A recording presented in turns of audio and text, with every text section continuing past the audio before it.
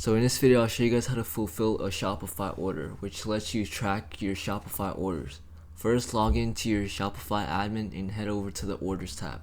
Find the order you want to fulfill and click on it. You'll see a button that says Mark as Fulfilled. Go ahead and click that. Now you'll be able to enter the tracking number and choose the shipping carrier, whether it's USPS or UPS or FedEx, or it could be another service. Once you enter that info, hit Fulfill Items. Shopify will automatically email your customer with the tracking number and a link to their following page. This order will now show as fulfilled in your dashboard, and your customer can check the status in time using the link in that confirmation email. It's really important to make sure the tracking number is accurate and then select the contact carrier.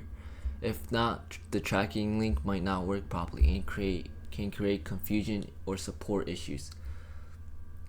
And that's it. Tracking orders on Shopify is super straightforward once you know where to go. Add the tracking number, pick your carrier, and fulfill the order. And Shopify takes care of the rest. If you're looking to grow your business and improve customer experience, don't sleep on this.